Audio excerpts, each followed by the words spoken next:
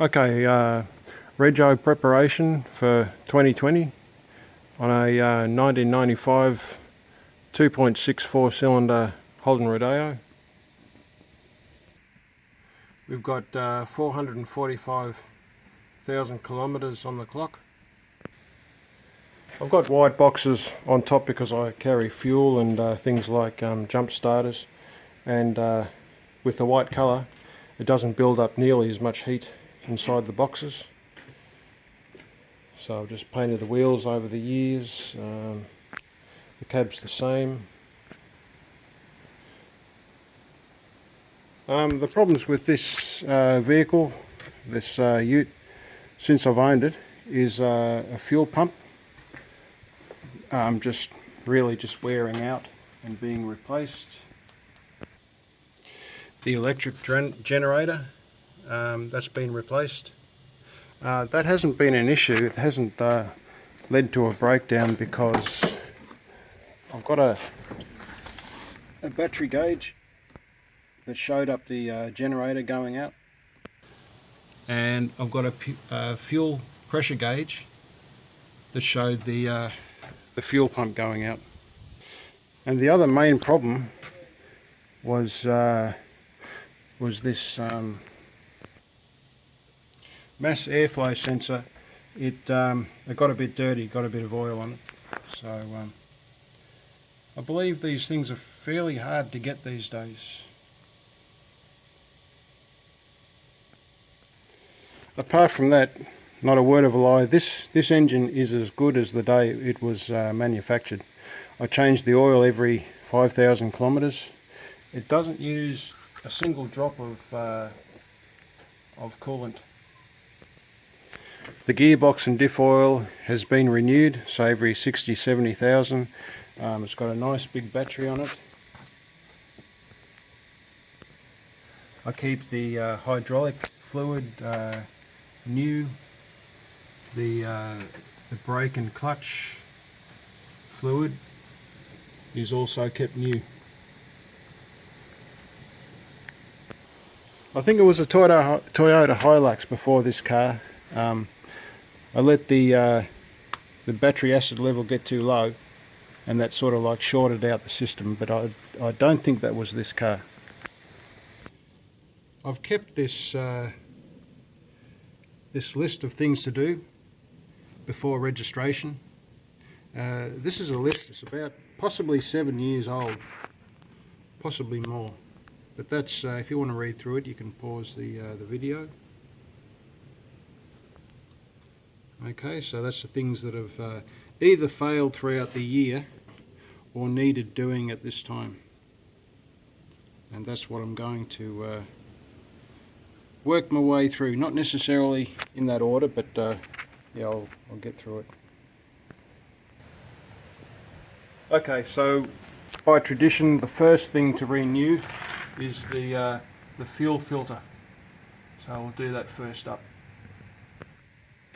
Okay, I've undone this screw here, and that holds this on there, and I've undone this clamp and just removed the hose. The clamp on the other side is undone, so that might release. Okay, we'll see how it goes this time. Don't want to put too much pressure on that. Okay, so with the fuel filter off, I'll just get the housing, undo the small nut there. We can see that that's the front of the flow, so the direction is like that. See the ridge there. I'll just go in there. I'll do up the bolt.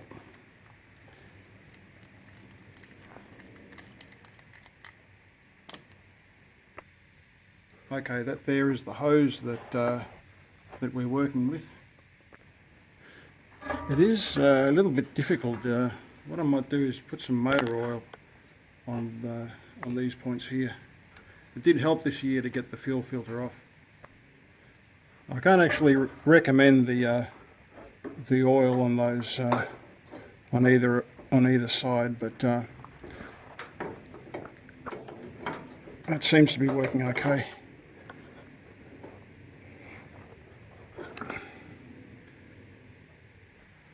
Okay, the mounting point, or the clamp, has been done up on that side there. So now we'll just put the a screw in to hold the fuel filter clamp or bracket.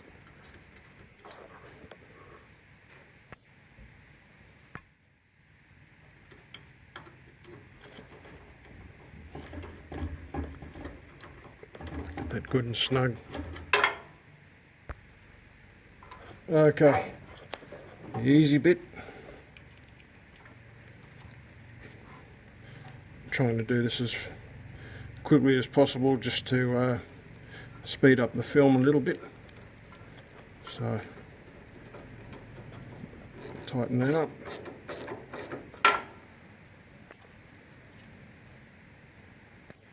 Okay, and that's the new fuel filter. Okay, next is the mass airflow sensor.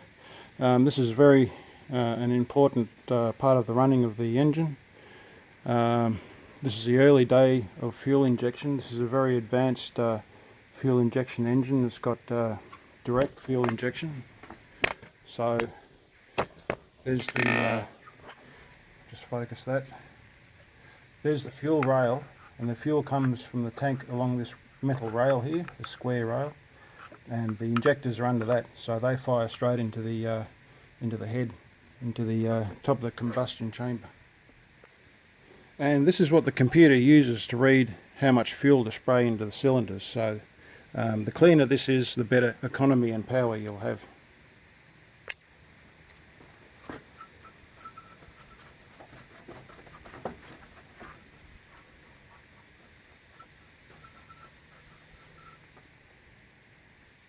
For this one, the keys are out of the ignition.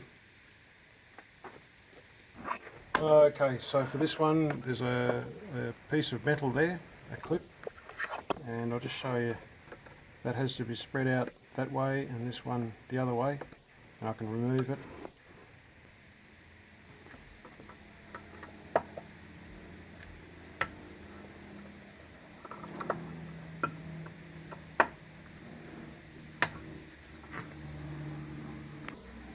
Okay, always throw any sort of anything that comes off your engine inside a tub.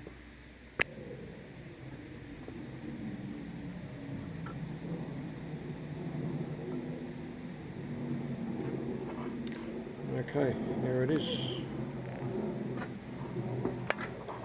Alright. So don't drop it whatever you do, because you may not find this part. You'd have to go to a wrecker's. So we want to clean with a brush very carefully those the metal area on top.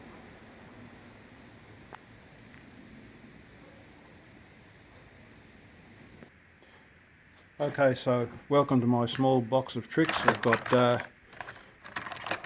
metallic dish there. I've got a small swivel thing for small sockets, feeler gauge, small punch that cleans the terminals of a battery, to see if there's a spark, going to the spark plug, and a number of other things there. Air gauge. I'm not a mechanic or an electrical auto electrical guy, but you know, these are just the things that I've built up from projects over the years to measure a spark. Again, that's similar to this tool here. But what I'm going to use today is my artist's brush, and it's just a very fine, small, soft brush, soft brittle brush. So I'll just get the end of the brush good after last year's cleaning, and we'll clean it up. For this one I'll use mineral turpentine because I'm no expert, but I just think that it'd probably be a little bit gentler than fuel. Okay, so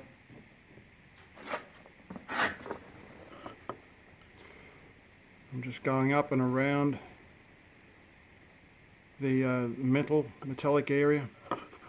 Don't touch it with the wooden part of the brush, only the bristles.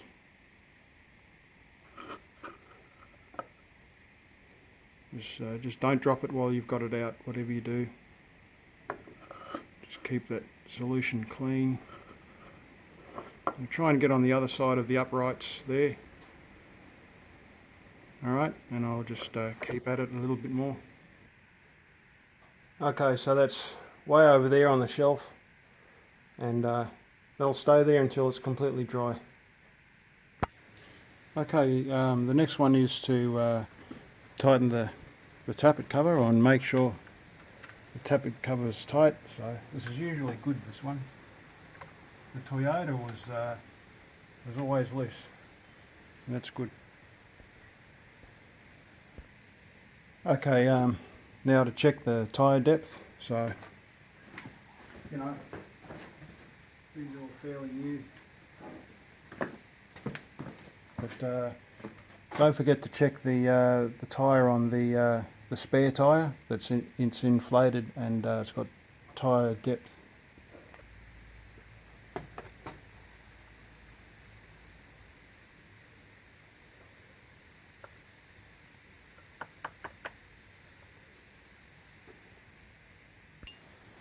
Okay, next is the air filter.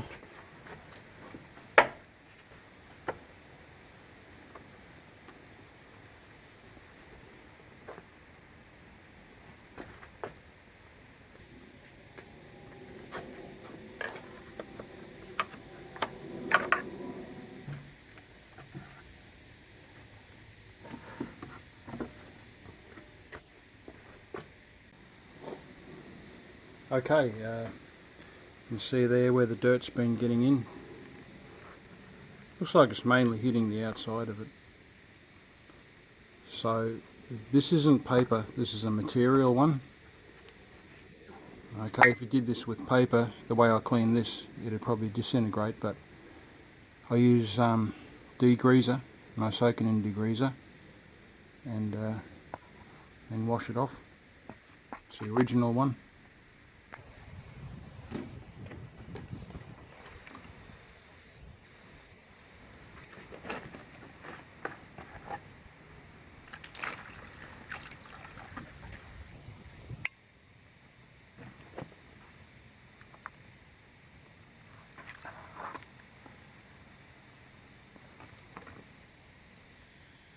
Okay, next is to check the fluid level in the battery. Now this is very dangerous. If this was a gel battery, so it's got like jelly in it, acid jelly, you don't have to do this. But if this is a say a liquid acid battery, you do have to check the level in the battery. So you must wear some form of iron skin protection.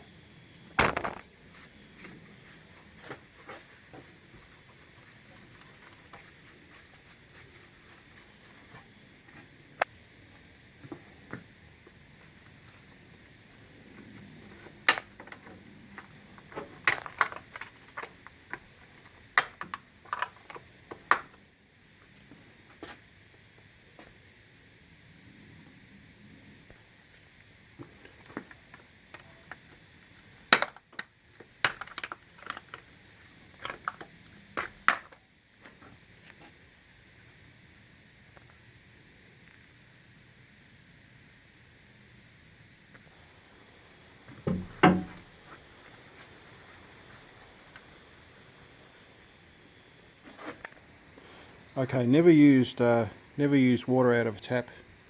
Always use demineralized water in a battery, otherwise you'll ruin your battery. And this is what I'll use to put the water in. So squeeze it and the water will come up into this reservoir, and you can squeeze it back in. Again, be very, very careful. Don't allow any of this to splash into your eyes if you're not confident. You better bring it to a mechanic to check your battery. This should be done every 6 months.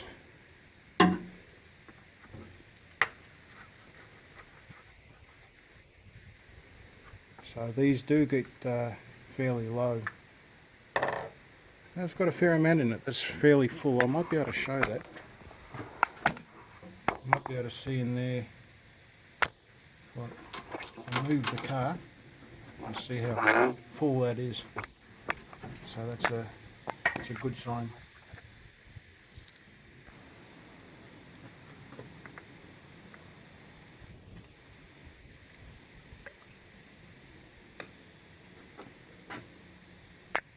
Okay, the best way to describe how to do this is some of that plastic goes into the hole where the water goes, and it should really be to the top of that plastic that drops down in there.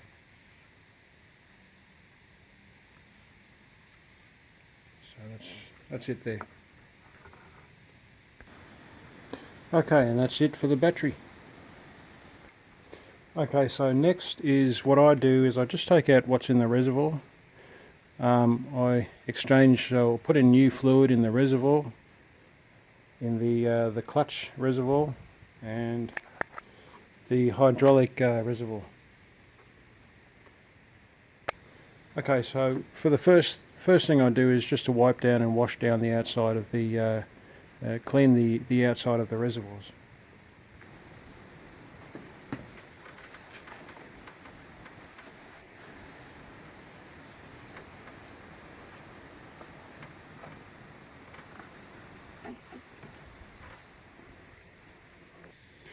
Okay, it's very important to understand that the brake reservoir and the clutch reservoir, they both use brake fluid. Okay, no oils, only brake fluid. And the power steering reservoir uses hydraulic oil. Okay.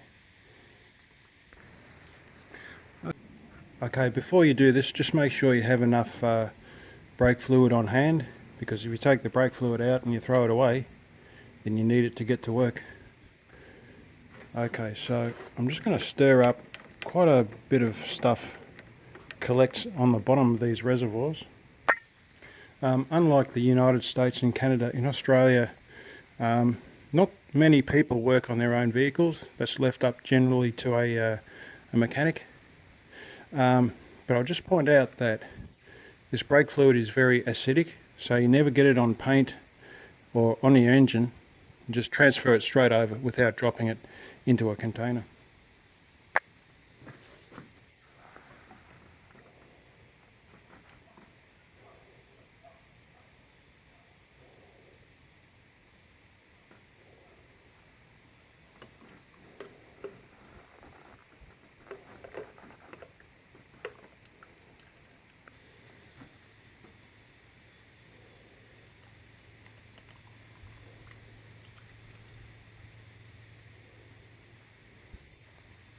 Unfortunately, I don't have any Dextron-free hydraulic oil or plain hydraulic oil, so I won't be exchanging this out today anyway. But that's why they keep the hydraulic oil way away from the brake system and clutch system oils. Again, if you're not confident doing this work, don't do it. Get a mechanic to do it. I know this car well, and the brake system is flushed out. I'm pretty sure the mechanic does that every now and then for the roadworthy. The clutch system I've cleaned out myself, and the hydraulic system I've also cleaned out myself, so I know this car. Okay, so my air filter's been sitting in that solution for about an hour and a half, so I'll get it out now. I'll let it dry and then hose it off.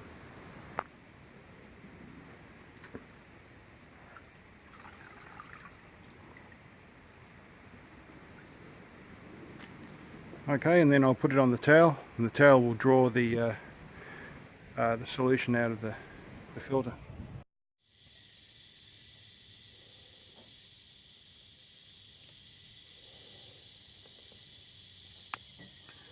Okay, so that's a good gasket. I can't really see any gap anywhere where air could flow around in here for these nibs to measure. However, put it back together and see how it goes. Okay.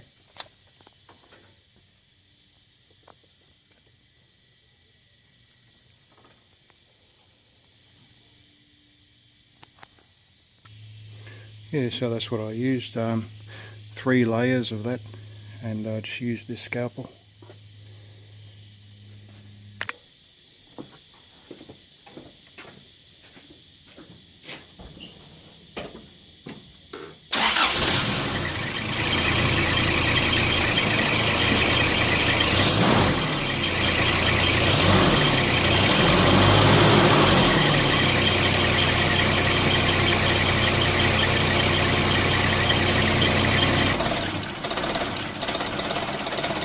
You can probably hear it a little bit, the stumbling engine.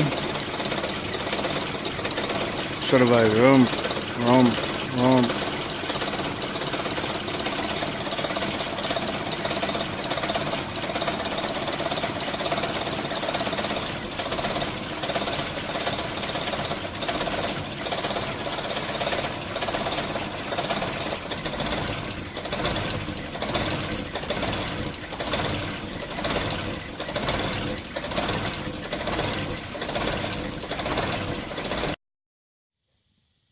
Well, it's the strangest thing. This is not actually connected anywhere with an electrical cable. However, it seems that when I touched this, it just changed everything. That sits just there inside the housing for the air filter. But only other variables are that's the chamber that goes to the engine. That's from the air filter. There's a hole there. Probably if I turn it around, see better. So that the air goes in there, goes past the sensor. The sensor sits just inside there, and there's the back of it. I'll try and take this off. This seems to have thread lock on it, but all this seems okay. It's just when I touch this, so it's a little bit dented here, and I'll put it back together. So we'll see.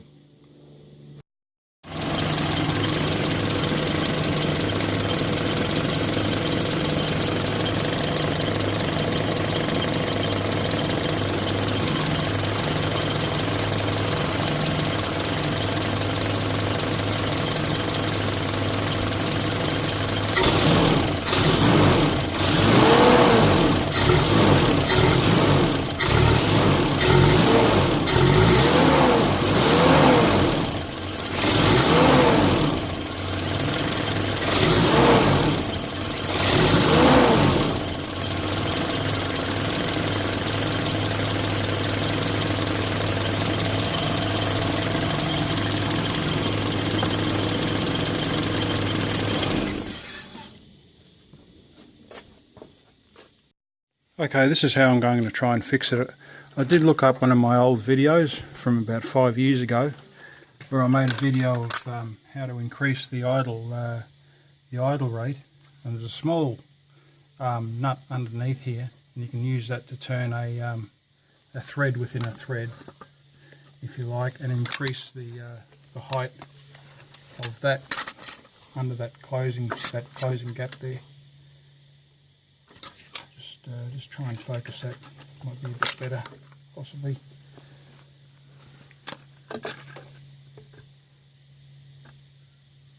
There we go. So you can see there's a nut there, you undo that, and a thread underneath, and that pushes up the idle rate. What I wanted to point out was the amount of oil that builds up, that comes in from the engine there.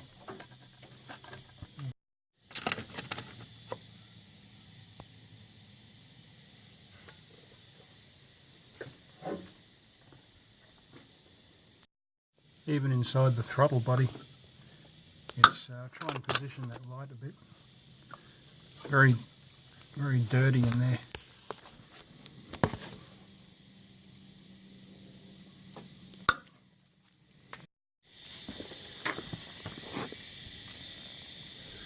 Okay, I'm now cleaning the whole throttle body. So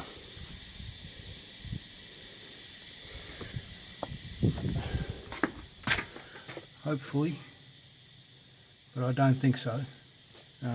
They could fix it.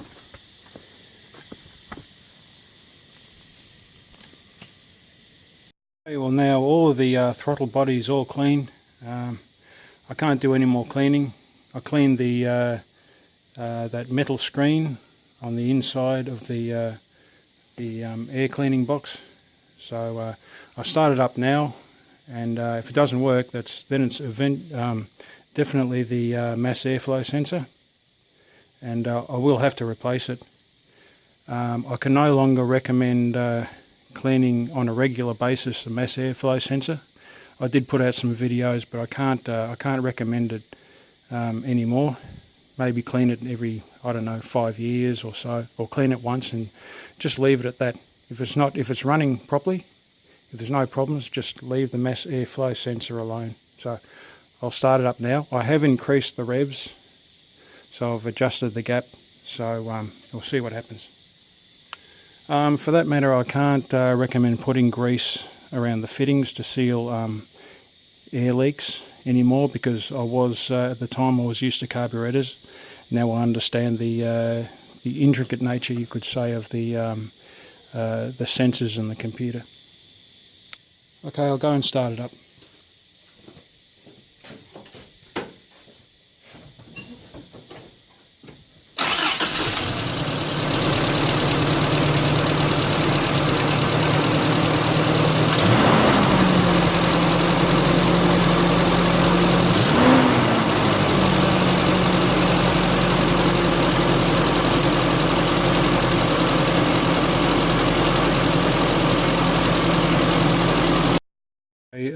At this stage it does seem to be fixed. Two possible causes. I noticed that this is an earth wire here. Just trying to focus that. That's an earth wire, that black one. And this could be earth. I know this is aluminium or aluminum. And I did clean the inside of this. And there was like a dusty white residue, or a type of aluminium rust on the inside.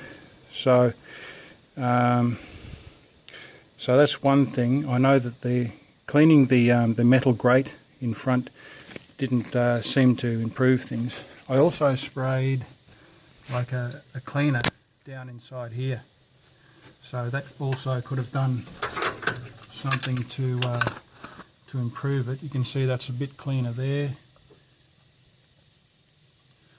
Okay, so let's try and get a shot of underneath there for you. So we'll try this one, put that there, and you can see, you might be able to see there that that's a lot cleaner.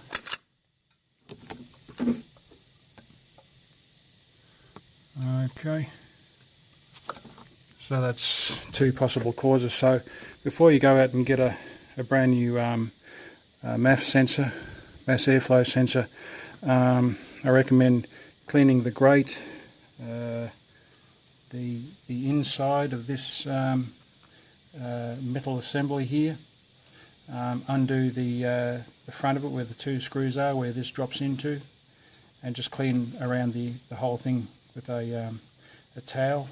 I've cleaned on the inside here and the throttle body. Okay, so these things are extremely fine tolerance, finicky, you could say, types of setups. So that's how I fixed this one. I have increased the idle, and again, that's a better shot of it. I've got a little spanner there, and you undo the nut and tighten up the underneath portion of it there with a little screwdriver, and that'll bring that up, that gap, and increase your revs per minute. Okay, since having this problem, about the only thing that really makes any difference is spraying I don't recommend degreaser. I'd use something like a throttle body cleaner. But I've got degreaser, it's better than nothing, right? And just lifting up the throttle and just spraying it around in there. I'm running out now. And then I start it up.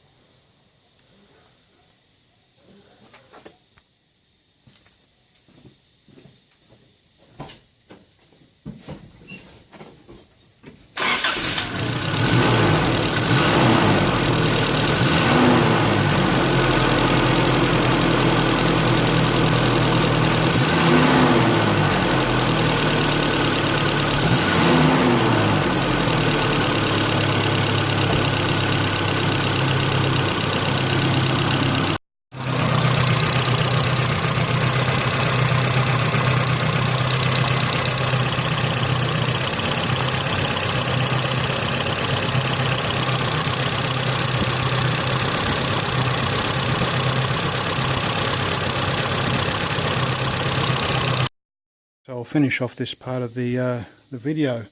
There's a chance I might release a video just on the problem developing and fixing of this throttle body. With this video, take great care if you do adjust the idle to make sure that the lock nut is in place so that the idle screw won't change, because I've experienced it myself. With the movement of the engine, the thread can wind up and increase very rapidly the revs per minute. I've had it happen to me once, and it's quite frightening. So just make sure that lock nut is in place. So when this problem developed, just in summary, all I did was just clean the mass airflow sensor, and that exposed what I think at this point is a dirty throttle body. To fix this problem, I took it all apart. I cleaned on the inside, and there's a section with 2 screws you can undo, and I took that apart and cleaned inside there. All of this inside here. The throttle body, I gave 3 shots of the good old degreaser. That's all I had left. I started off with throttle body spray. I did spray inside here, inside these pipes. This engine, thank God, you know, I think for myself, or my future of driving cars. If I couldn't fix it, I suppose this could have possibly have gone to the tip. It doesn't have any worth, this car, anymore. However, having done that work, the engine does have sort of, I'd describe it as a turbine type of sound.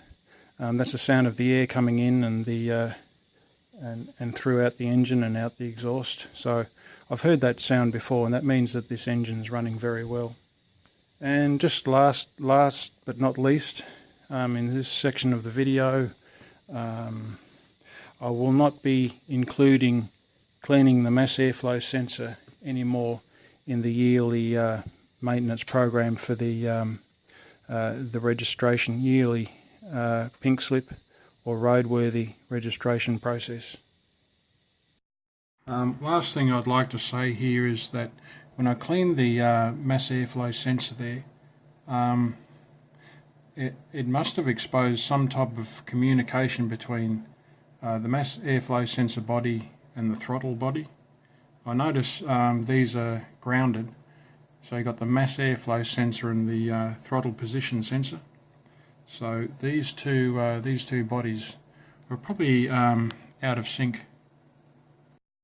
Okay, it's the 29th of the 12th, 2019, and we'll put the motor of the engine saga behind us, and what we'll do now is check the brake pads and all the linkages under the car. So I'll take the wheel off. Okay, this first test is to see if all the linkages are good in the steering. So we just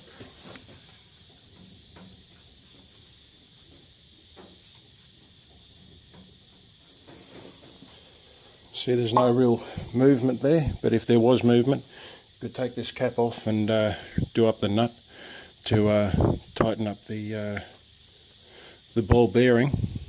But that's pretty good.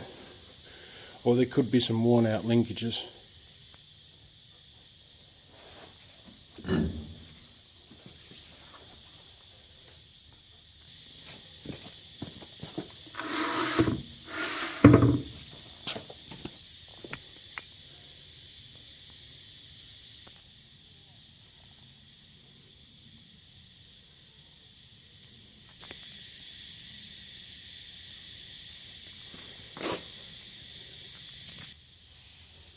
Okay, we're going to check the brake pads now. So this is the caliper. We're going to undo a bolt and we're just going to lift it up a little bit and have a look.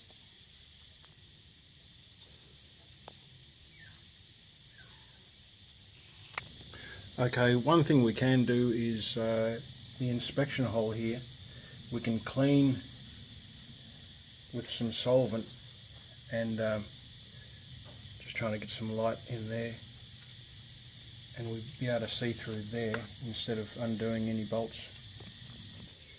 Okay, I've got a smaller light here, and that there in the middle, that's the rotor.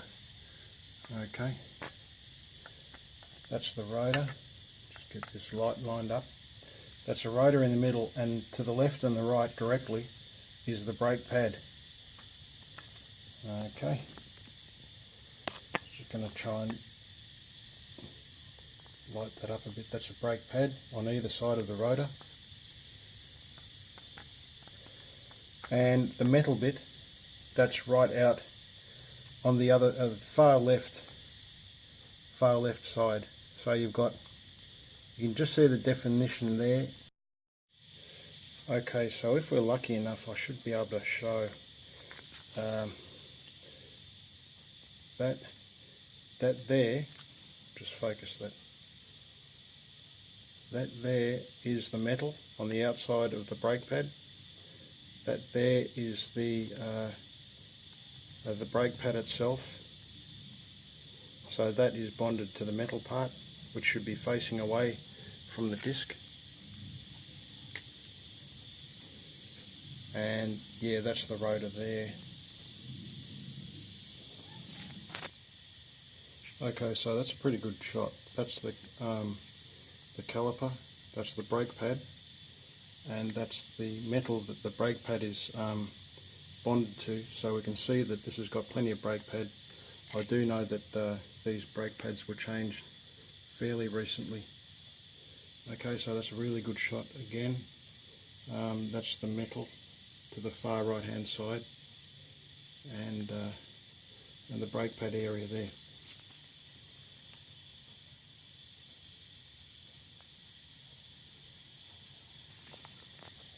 So just in summary, I've got this brush, and I've gone in there in the inspection hole there, and I've just cleaned it up so I can see. Also, if you don't have an inspection hole like that, you can come up here over the top, and you can see the metal on either side, the right and left side, and you can see the rotor in the middle. Okay.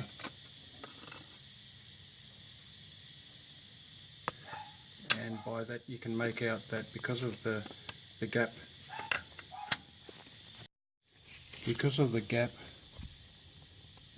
between here and the rotor, being just there, that's the rotor. You can see there, that gap there is brake pad, and so that should be good.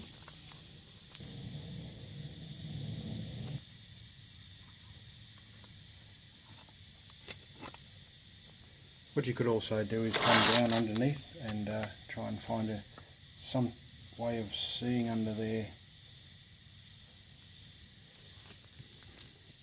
Okay, so I'm satisfied that these brake pads are good, and I'll move on to inspecting the rubber boots. Okay, so now it's time to test, or at least inspect the rubber boots. That's a rubber boot there. There. And there. Okay, all we're looking for is any cracks or splits in the rubber boots. So, as you can see, they all look, they're all good.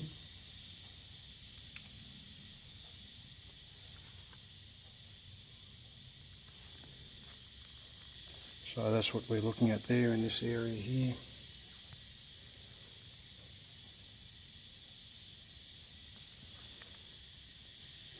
And of course we know there's no wear and tear in the ball joints, because that's what this rubber boot is around the ball joint, and it's got grease in it, and the rubber boot keeps the grease inside. So because of our wheel test, when we move the wheel, we know that there's no movement anywhere, so that's this whole area is good. Okay, so next is to renew the clutch fluid, and of course I'll do the same work on the other side here. I'll just position the car over that way and I'll be able to work around here. Just a reminder, in summer, never work out, if you can possibly avoid it, never work out in the heat and sun. Yeah, it'll destroy you, so try if you can to get in a shaded spot. With the clutch here, I noticed that there's a bit of a leak there. That's not good, but I'm not really sure where the leak's coming from, whether it's the bottom one or the top one. So I might film that from the other angle possibly. Sort of bit hard to say. The top one's dry and the bottom, it's coming out of the bottom.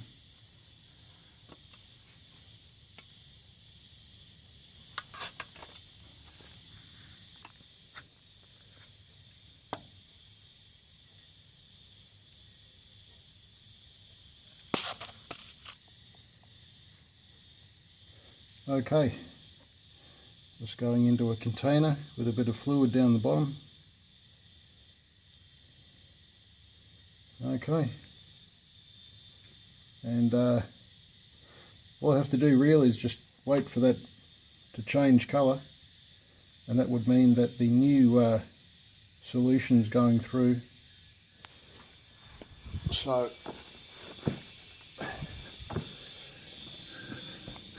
that's draining out, so I've got to fill it up again, and like pronto.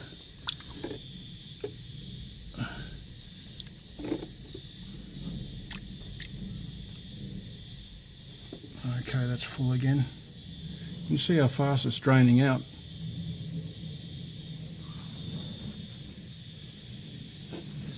Put a bit more in.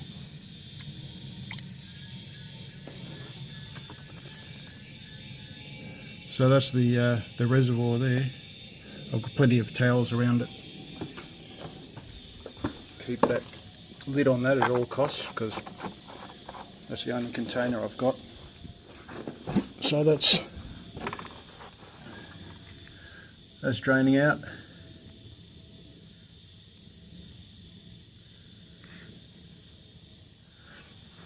Seems to have stopped. Sometimes this the valve will close, so just make sure that's, yeah, so that I think that's shut a bit. Okay.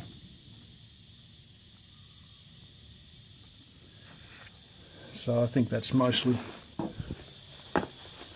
full. A new fluid. So just keep that topped up. I know that some people do get into difficulty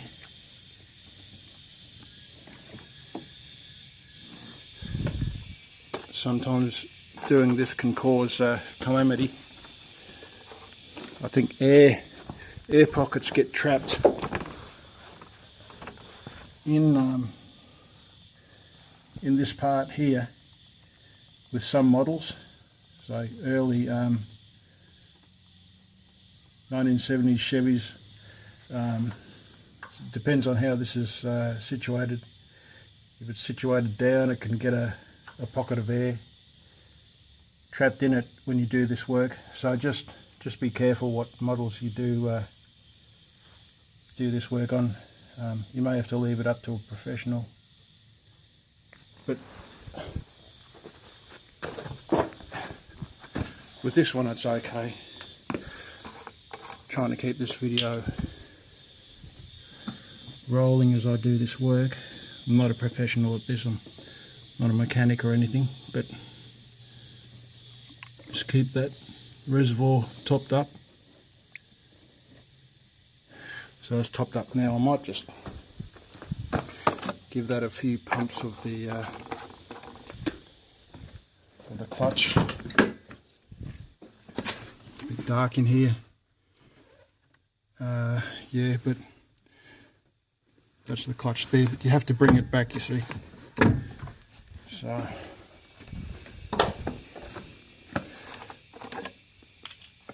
just dislodge any particles in the system. Make sure that's topped up again. Where's the light?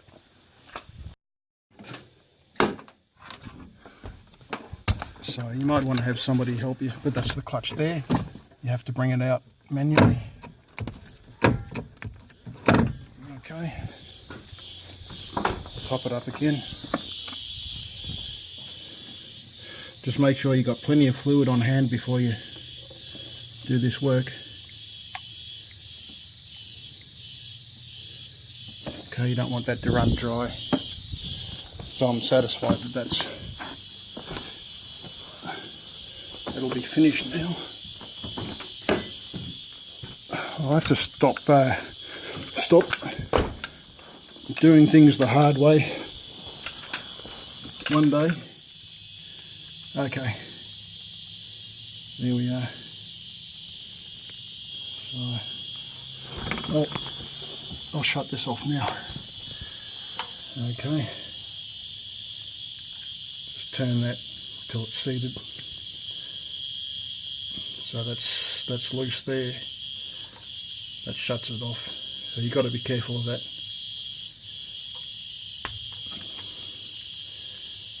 When you're doing the work. But it stays open. Just keep that hose above the bottle so it drains in.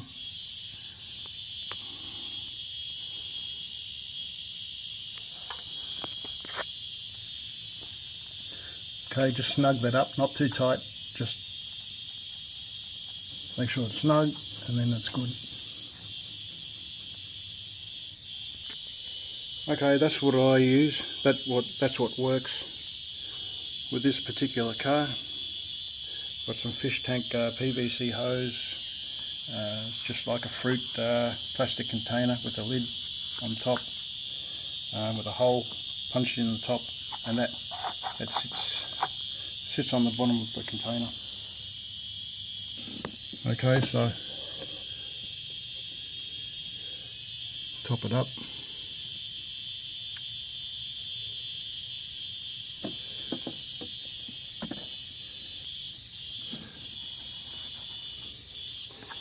Okay, put the lid on.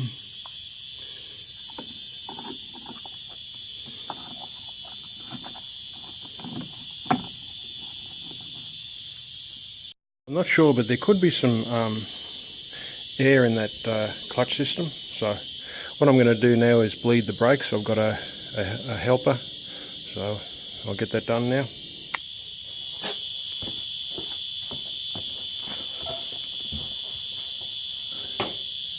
Right, press down. Okay, lid up. There's nothing there. Okay, you ready to do that again? Yeah. Oh, but it's staying down. Is it meant to stay down? It's not coming up.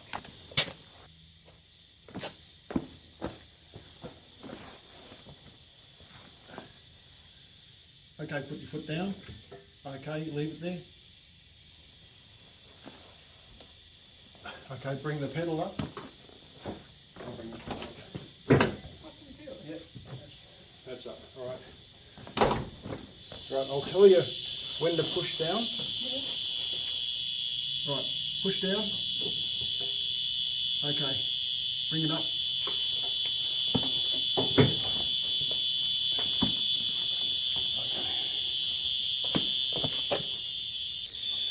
Okay, I'm not really 100% sure if the system really needed to be bled, but don't let the reservoir run dry.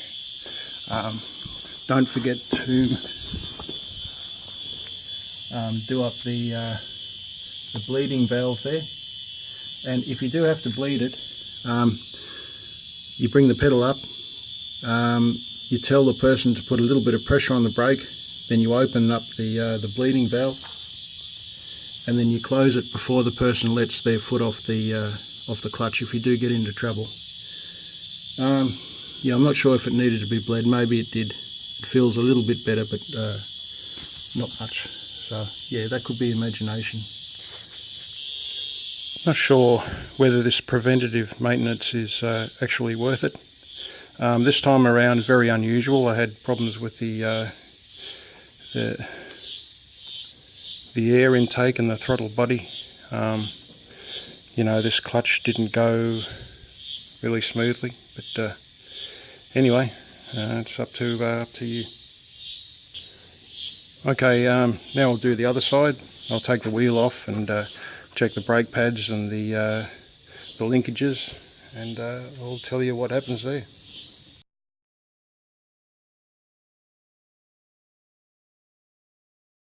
I don't know if I've said this before, but the clutch fluid is actually brake fluid. Okay. Okay, well, on the other side here, things aren't as rosy as on the other side. The brake pads are good, however, there's a broken ball joint jacket. Okay, so there it is in all its glory, and that's what you'll get knocked back for when you go for a roadworthy. That's a lower ball joint.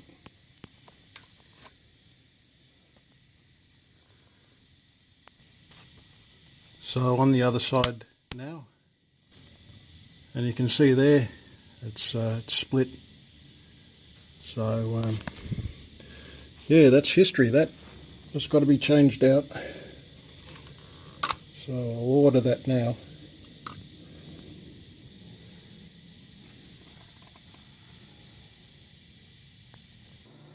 When ordering these parts, you have to be careful. For instance, that's my ball joint there, and you can see here the distance is the same, and we've got these raised bits here. I know that's mine. When you compare that to another one, so we can see there TFR, Holden rodeo, TF, rear wheel drive, and yeah, that's 88 to 2003, and mine's a 95. We go to the next one. So we can see there's two types here, and this is wider at the front. Also, it doesn't have the raised rear or closest to the ball joint raised areas there, and that's closer to the one I need. Also with this part, you can see it's got two nibs on either side here. Mine doesn't. This is flat. I know that's not coming out too good, but here it's got the raised part. This is the part I need, and it doesn't have the nibs on either side. Just try and be a bit more clear on that. A few more photos.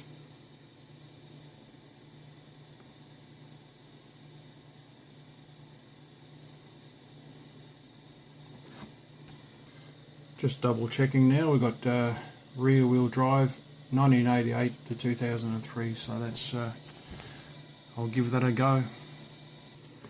So we can see that this one, that's the results of the this lookup page, and that's for that type. So just to illustrate my point here, this item fits 1995 Holden Rodeo 2.6 TFR rear wheel drive, and yet it's the other type.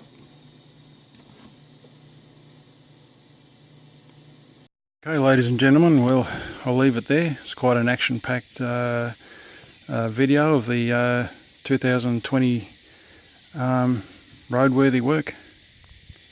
Anyway, I can get to work tomorrow, and it's about 2:30 PM, and so I'll pack up now and do something else. Okay, it's the first of the first 2020. So yesterday I drove the car to work, went very well. Only thing was the idle was a little bit high, so I've adjusted that now and should be good. So the next test is the suspension, and in New South Wales this is one of the tests I'll do when you go for your pink slip. So to test the suspension, what we do is just push down on the like the vehicle body, and it shouldn't bounce around. It should just go back to its normal position.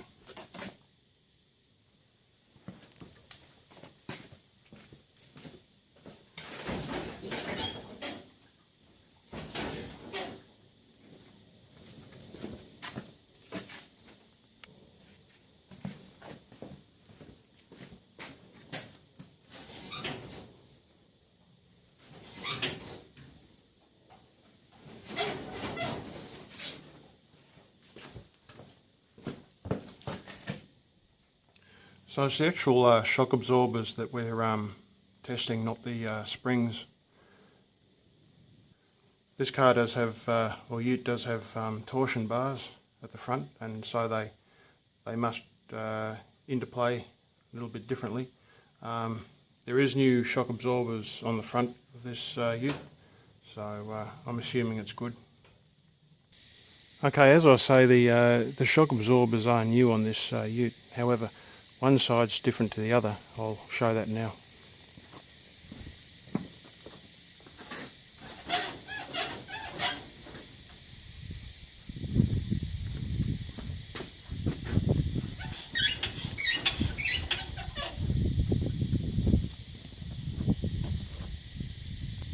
Okay, so there could be a bad new shock absorber on the right hand side. That's actually the right hand side, because it's you call it by your seating position when you're in the vehicle.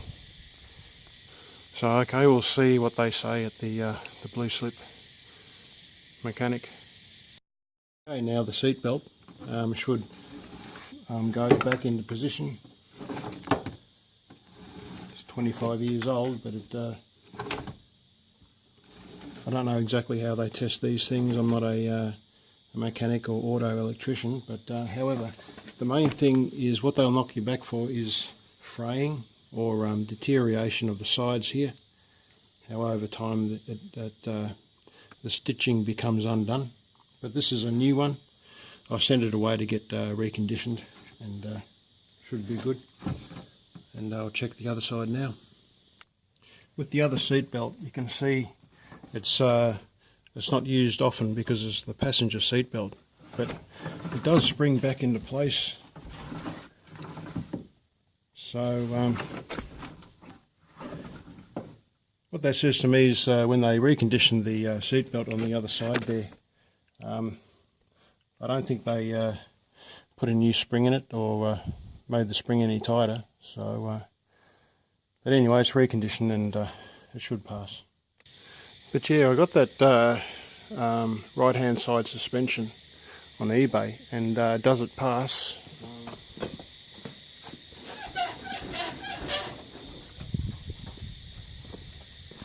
Oh, maybe, but only just. Okay, next is rust. We're looking for rust, and rust inspection and treatment. Okay, first of all, I'll inspect here, especially down underneath. With these vehicles, what happens is a lot of people smash up the back of the car, smash the tray into the car, and expose metal. So I'll get onto that now.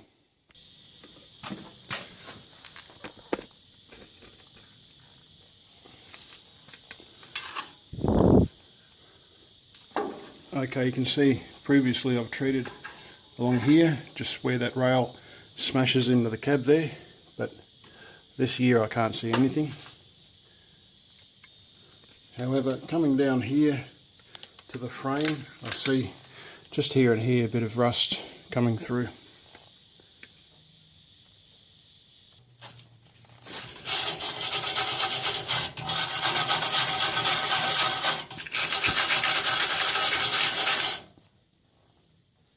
I live in a fairly remote area of Sydney. Whenever I run out of anything, I replace it because it's so far, it takes so long, to do any shopping. But I'm using black rust paint. This is not an advertisement, I'm just pointing out that I'm using rust paint. The colour's black because that's the best colour for rust. Something about the sunlight getting to rust helps it develop. Anyway, I was using silver because that's like, in my days, the tradesmen used to use silver over rust. But black's the best colour, so I'll switch over to black now. I'm only treating what is necessary. I'm not doing any work that isn't really necessary. I intend on keeping this car until it's got about 500,000 kilometres on it, and I'll get something else. Okay, so yeah, it's all pretty good this year with rust, but that section there, it's going to be very hard to light it up for the camera. Yeah, that's better without the light. Just down there, I had a lot of problems with trying to stop that rust, and that's yeah, that's pretty good now.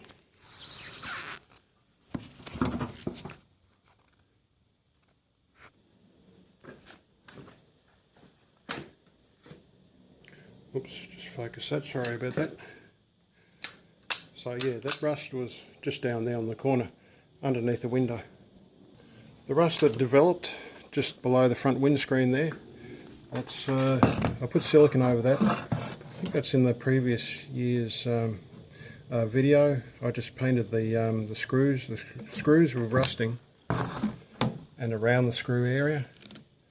So I'm just going to try and get that back and focus it. So yeah, put silicone over the top of the paint, and that's for all of the screws actually.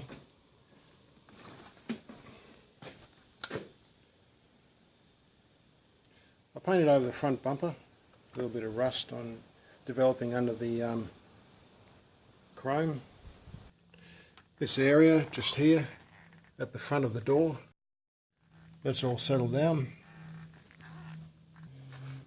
But yeah, that's the only rust that had to be treated. There in the frame, I got that black paint up or out and just tidied up the rear bumper there. Okay, the next one is to check the exhaust, make sure there's no exhaust leaks, and make sure all the bolts are tightened up.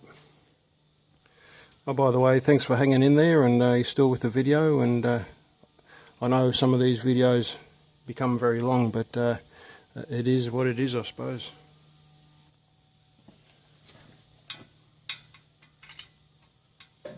Oh. Wrong way. So that was good.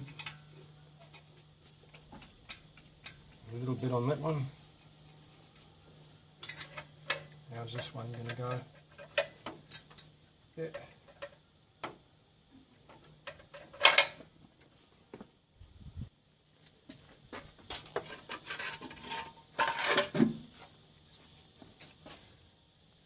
Oh, when it comes to cars, you're always better off just leaving it how it was manufactured. Yeah, I wouldn't go taking these parts off and leaving them off. Okay. Yep, I think that's all good. But all in all, that work was pretty well worth it. Some of them had come loose or needed a bit of tightening. Okay, the exhaust's good. Was it worth it this year? Yeah, probably. They were a little bit loose. This year we don't have to worry about replacing the coolant or flushing the system. That coolant's only about a year and a half old, and luckily this vehicle doesn't use a drop of coolant. I still have to get some Dextron 3 just for the replace the only the oil in the reservoir there. Getting the pink slip is about a month and a half away, so you know, things like washing the outside of the car, it's a little bit early. However, it is very greasy underneath the engine and gearbox, and I might just clean that up now, so that when the time comes I can just clean it up once and it's good. But next is a clean up on the inside of the car. Windows, run a sponge over the door, the dash, etc. And that way when it comes time to get the green slip or pink slip, I can just sweep out with a small brush and get the mats out, and that's the job done. Like I've mentioned before, a lot of the stuff on this list that I'm doing is because of previous problems and breakdowns. And the two most important things on this vehicle is a fuel pressure gauge I put on myself. Just trying to focus that, beg your pardon. And in the cab I've got a battery gauge. So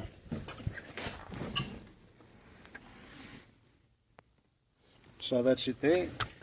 That's the battery gauge. It should be on 12 normally. With the engine running it should be on 14, around about in between 12 and 14 volts. The fuel pressure gauge is mounted on the fuel line in, but I highly recommend you get a mechanic to install that. And that's the line from the battery gauge. That's hooked up to the positive and to an earth on the body.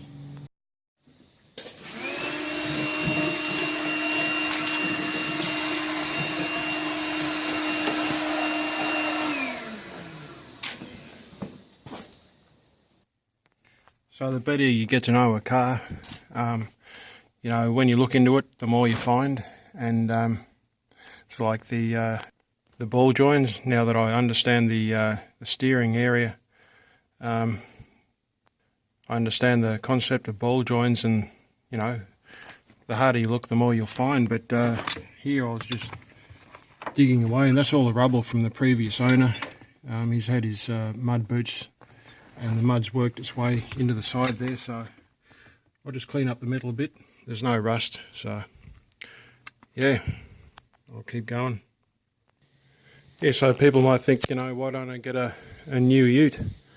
You know, I expect a lot of this car. This car goes into the city and back 100 kilometres a day, 5 days a week, plus shopping on the weekends, for years and years. And, you know, so long as it's running well, so long as I do this maintenance, it, you know, it does the job.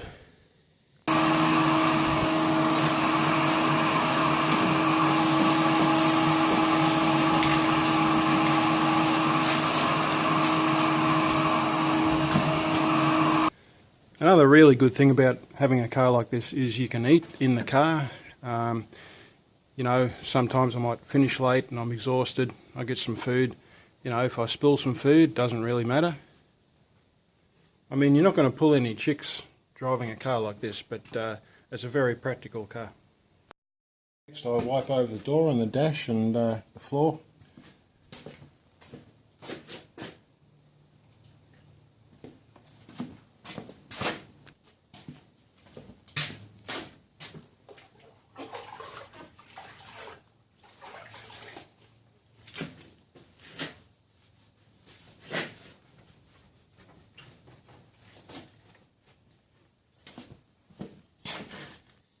Okay, next I do the inside glass. I do this work throughout the year, but also now.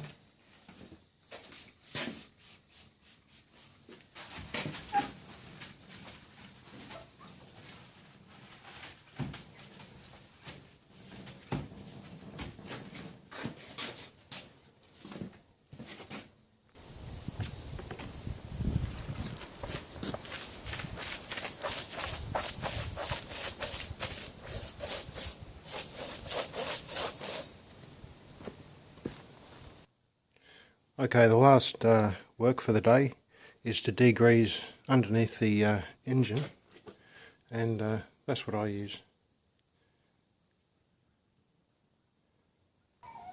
I use it to clean my clothes, and I find it to be the best. Okay, so I've got it in a spray bottle.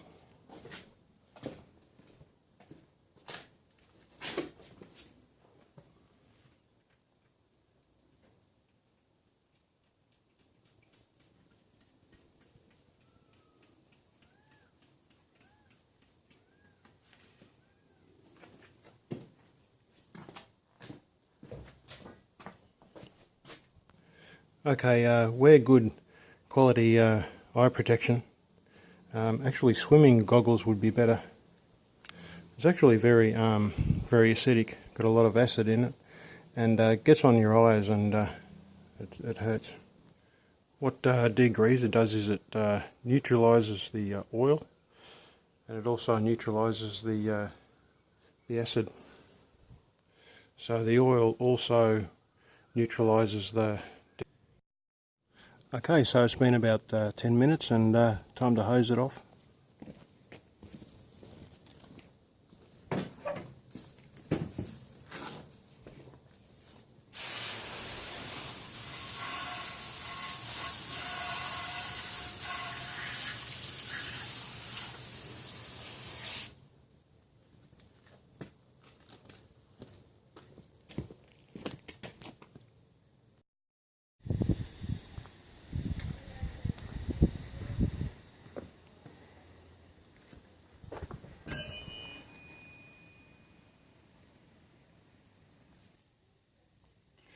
Okay, it's the 2nd of the 1st, 2020. Okay, the ball joint hasn't come yet, but I'm just spending a bit of time working out how I'm going to do this. That top ball joint is new, and the bottom ball joint is disconnected, but it's held on by the nut at the top there.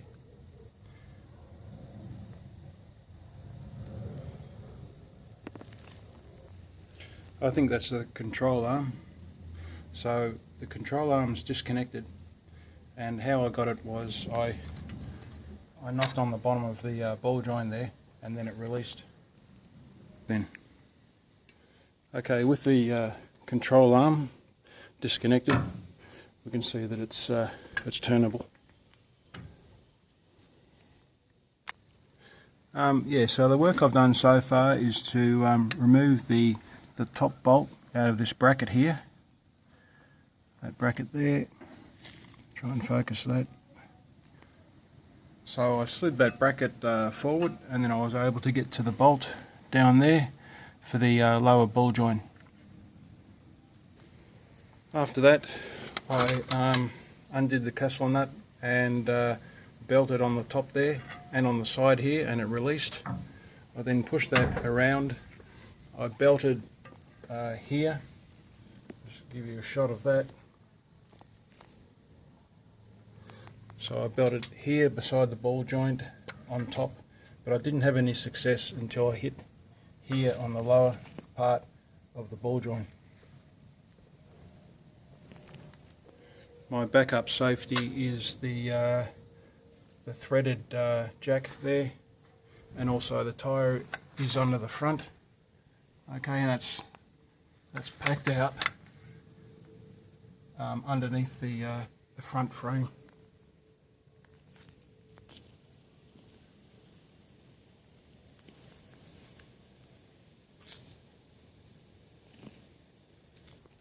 So the caliper is loose, and I'm thinking if I do remove the caliper, this will turn right around, and I should be able to remove and install a new lower ball joint.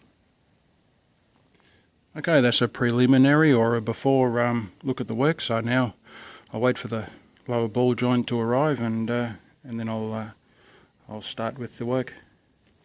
Or yeah, restart the work I mean.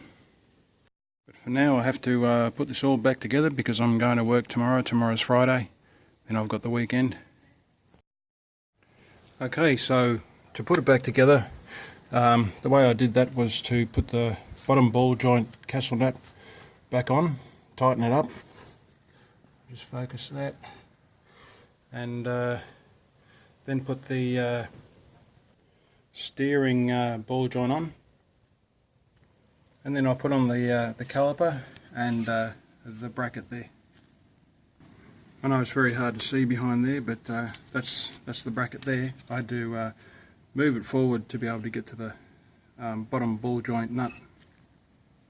I did have a bit of trouble getting this on. It went straight into place, but it's a ball joint and it was spinning around. So the ball joint was spinning, so the thread was also spinning, you see. So I had to get all the grease off, and that provided a bit of a key. It stopped the thread from spinning, and I was able to do it up, and she's sweet.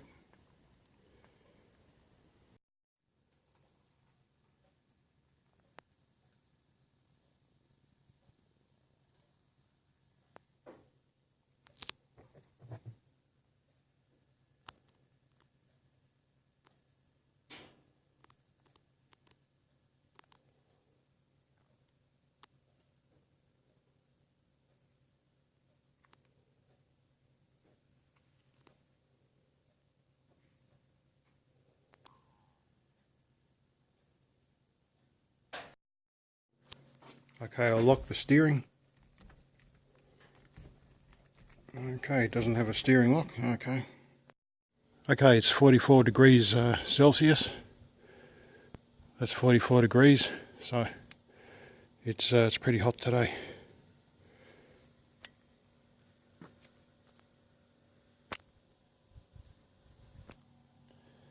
These wheel nuts, after sitting in the sun, I don't think I could hold them without gloves on.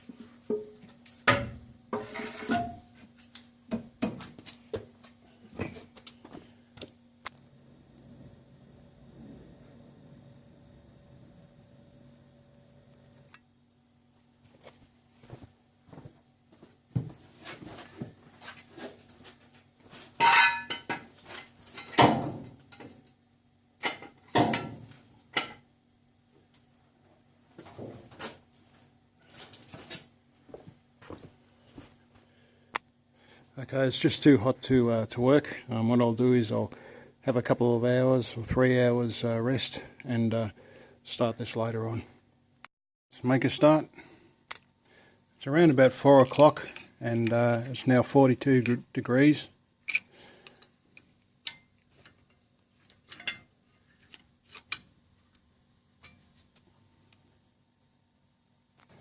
At the moment, a couple of days ago, I did do some investigative work. I released the tie rod, the bottom ball joint, and I was able to turn this. I'm going to see if I can just turn this and get the lower ball joint out.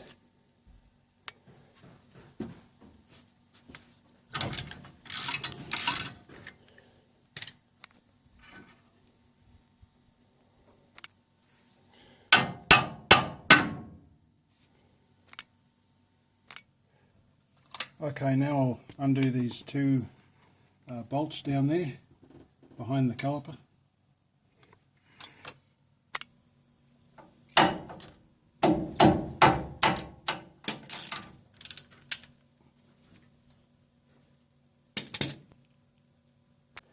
At this point I can move the caliper but I can't move the wheel. So what I'll do is I'll undo the bolt for the lower ball joint there, and just try and release that.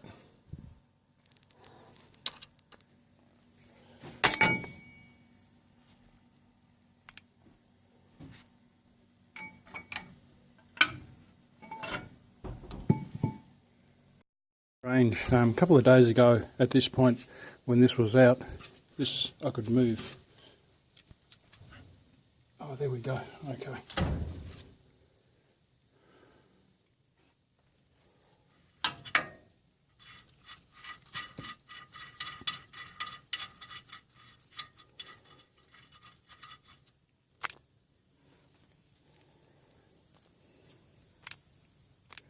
Okay, at this point, the wheel stops there. I'm just going to jack it up a bit. Now bear in mind that this has been released, this ball joint's been out a couple of days ago, but I was pounding on with this. You can get that at say Super Cheap Auto. You can get something like that at a garden parts store.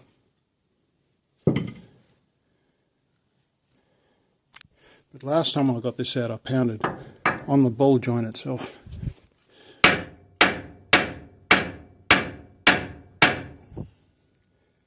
This type of work is quite graphic, and it's not very pretty at all. Sometimes it actually gets pretty ugly.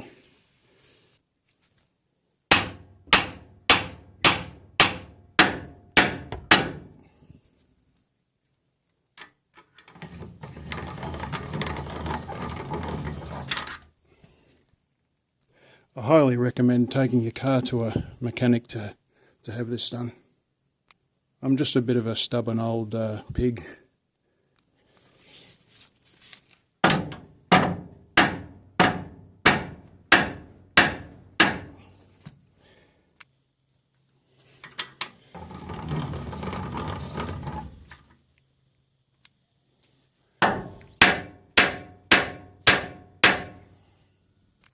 Okay, you'll need hearing and eye protection for this. If you are going to hit on top of the ball joint thread, protect the thread by putting on the nut. I'll put it upside down.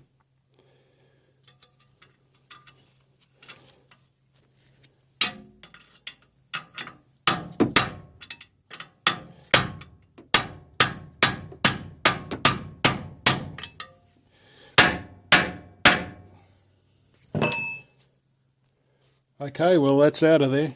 I just got the big mallet and I smashed on the bottom of it, just down the bottom end of it after smashing from the top. At this point, the disclaimer: I'm not a mechanic or an auto electrician. I haven't got my manual yet, although it's on the way. I'm doing this as I think it could possibly be done. Okay, I'll let the jack down.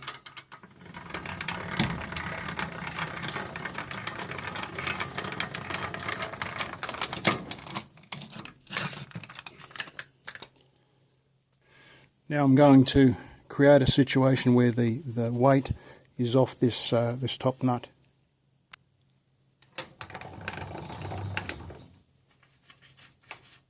Okay. Now what I'm going to try and do is take this assembly off the ball joint.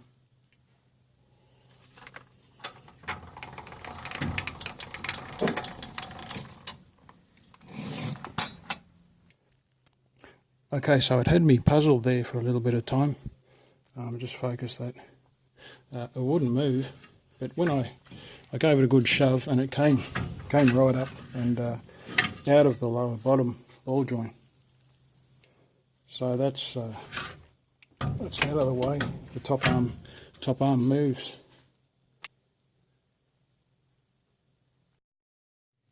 Okay, so let's see now. There it is, we've got 2 bolts on top and under. So that must be stabilizer bars, so they shouldn't be too much of a problem. But anyway, that's underneath, and that's on top. So this could be a fairly quick and easy job. I believe that's the torsion bar, and that can be adjusted down the back there.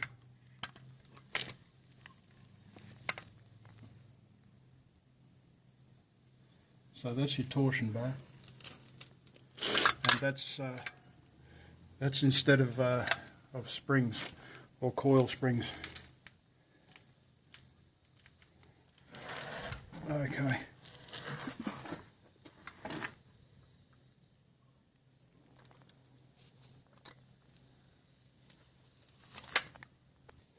Okay, this is all 14mm bolts here.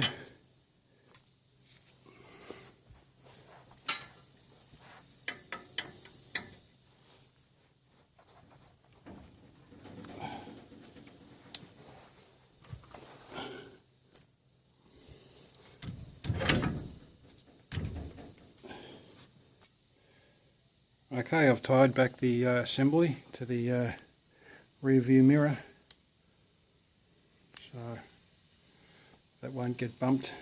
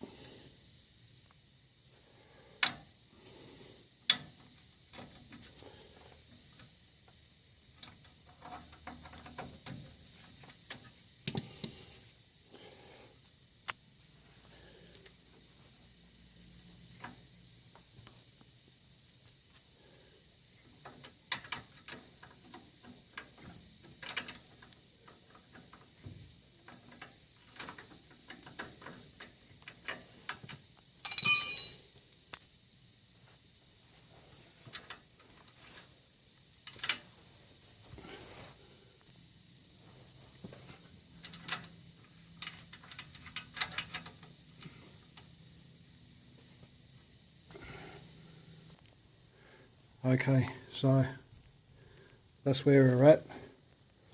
Just taking the bolts out now, and the good news is there's no pressure on this bolt, so that's hard up against the bottom arm there. So this should be a good easy job.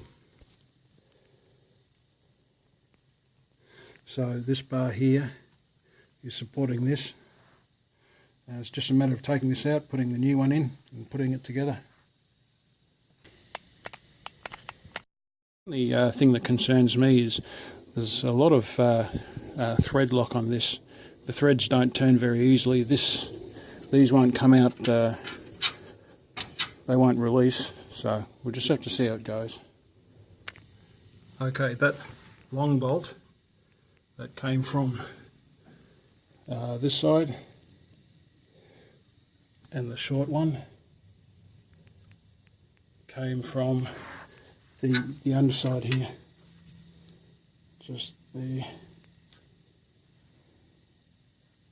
So that's the rear, Now it looks like the long bolt is on the right and the shorter bolt is on the left, and they've got nuts that connect underneath. So that is those two there. And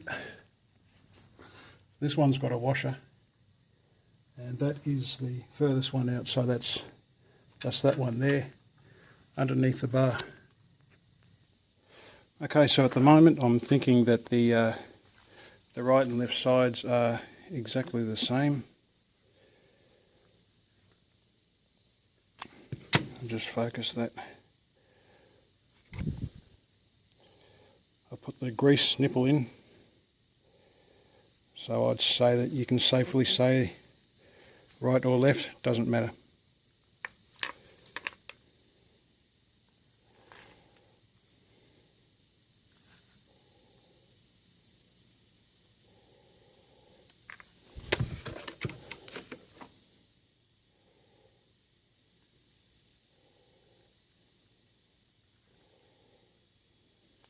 I think the four-wheel drives are the ones with the little bits coming on the side here with the round thing on the end, here and here, and I think that the bottom holes are wider and you don't have this this build-up of metal here.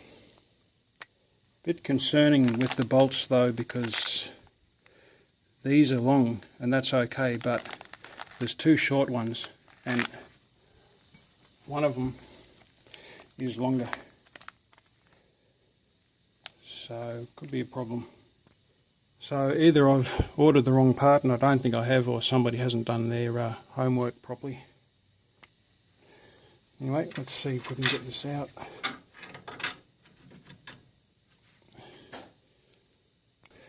I'll tell you a funny story. I picked up the suntan lotion and sprayed myself with suntan lotion instead of insect spray.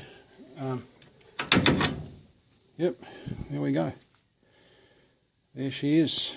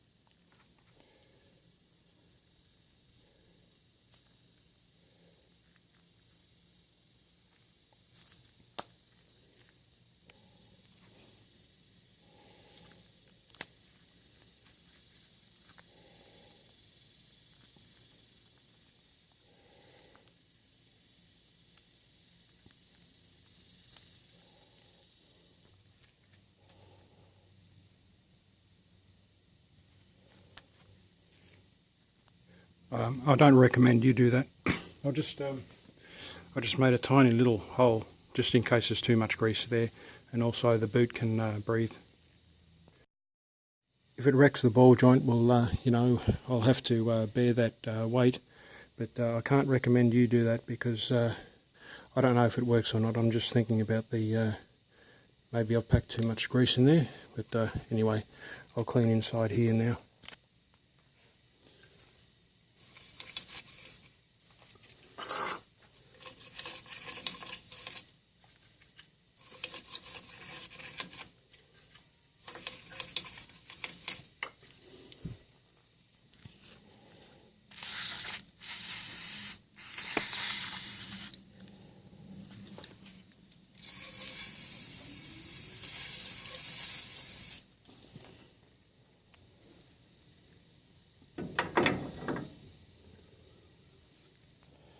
Okay, unfortunately, as we can see, the nuts they've supplied they're not the right size.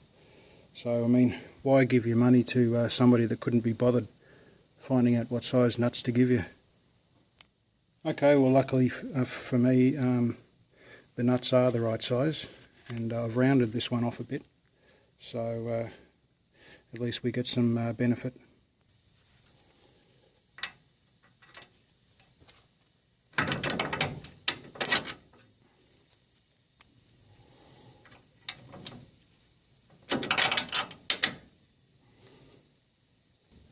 Okay, I was having trouble getting all of these bolts through, and what I ended up doing was I got these good pliers here. I just squeezed these two rods together, so just squeeze that together, and I was able to move this rod here going along underneath and get all the bolts in. Okay, just one other thing, with the top ball joint, you could actually split the boot if it's an old boot, if it's an old ball joint, because I'm just realising how long this video is going to be for the 2020 registration. So what I'm going to do is just tighten these bolts up.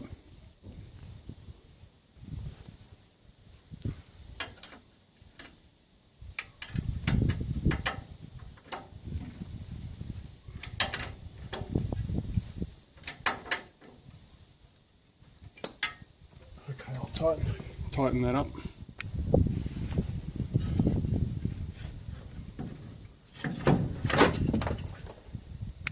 Okay, I'm going to jack the bottom member up.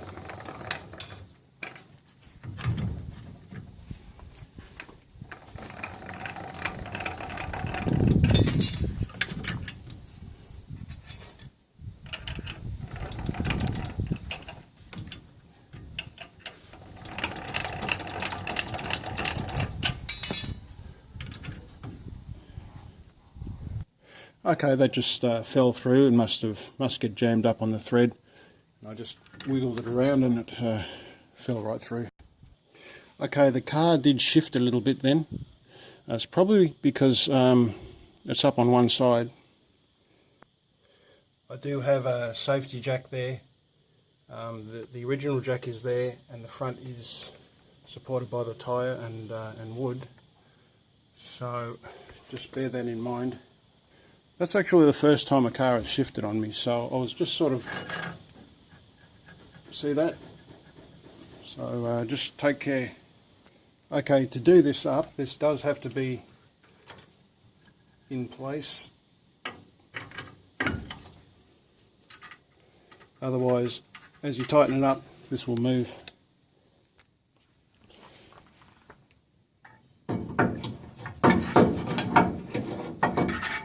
Try and get that positioned so I can tighten that nut up.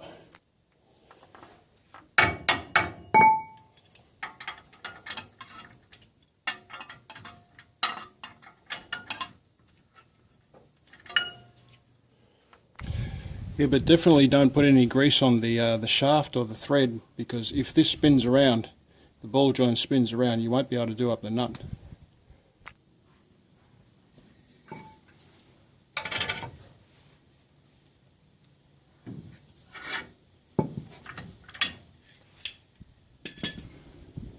Okay, I've just got to tap that around a bit to line up the holes for the cotter pin.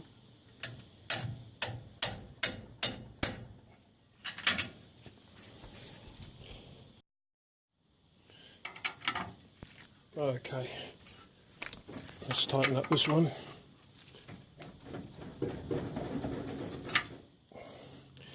Now we have to check that we've got a hole somewhere for the cotter pin.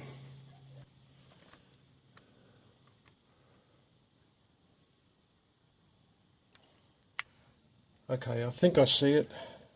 My 53-year-old eyes. Yep, there it is. She's sweet.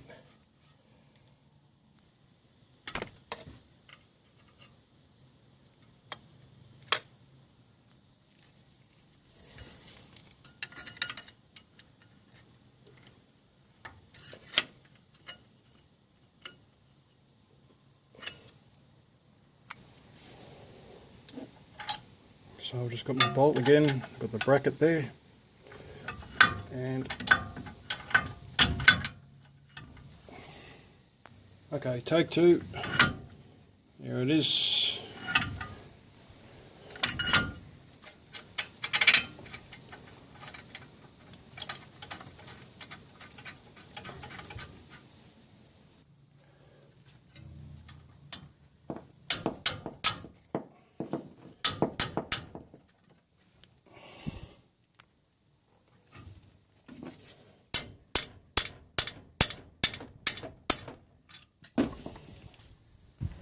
Okay, I'll just try and show.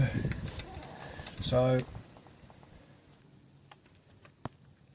take this tape off. I thought it might turn, but it didn't. I did spray it with paint in case it did turn. I'd know where to reposition it.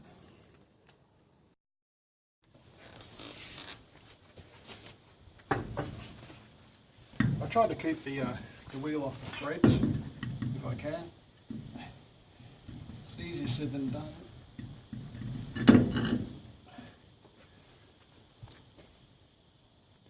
Yeah, it's funny, I had this jack stand under the car, and when I went to get it out from underneath the car, it was down like that, sitting on the ground like that. I don't know. I could have kicked this up at some stage.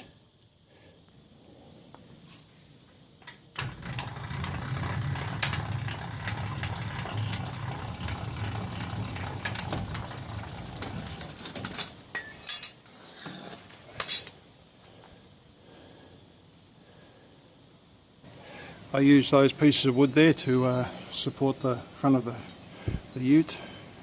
Okay, this is the rear wheel.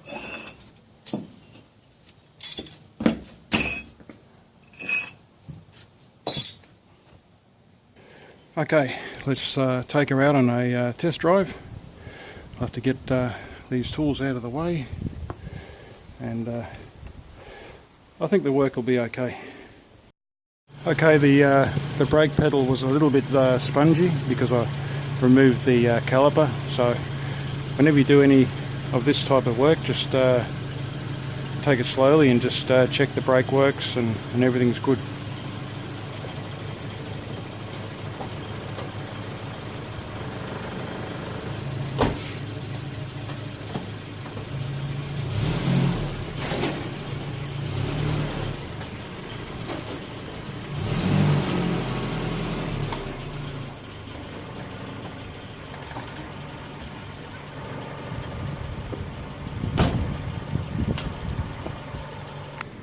Always check underneath the car, or the truck, or the ute, whatever you're driving, before you drive away. And now we'll just go for a nice quiet test drive. Just check the stance that it's level. Check and recheck. That's what I do.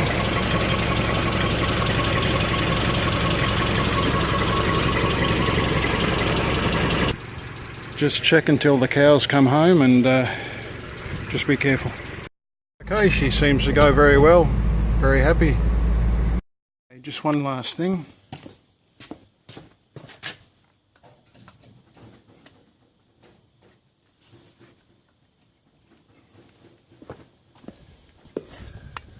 Just a check to make sure that the wheel's secure. There's no movement in the steering. Okay, I'd like to wrap up this video now.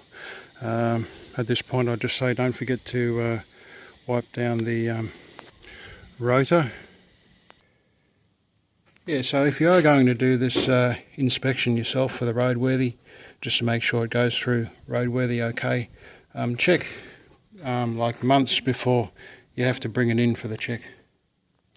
I start about 2.5 months before the rego is due. So what's left before the roadworthy? I'll do this work just before I go in for the roadworthy, or the weekend before. I have to degrease the underneath of the engine again. I have to take the seat cover off. I have to wash the outside of the car. I'll change out the Dextron 3 hydraulic oil in the power steering reservoir. And yeah, that'll be it. Any more complications or work involved in the registration of the 2.6 Holden Rodeo Isuzu 2.6 here, I'll leave in the description underneath the video. Okay, this is a massive video, so I have to process it and get it uploaded and off my computer. I'll also release videos on different aspects of the work this year, and I hope this has been of some type of benefit or entertainment, and please like and subscribe.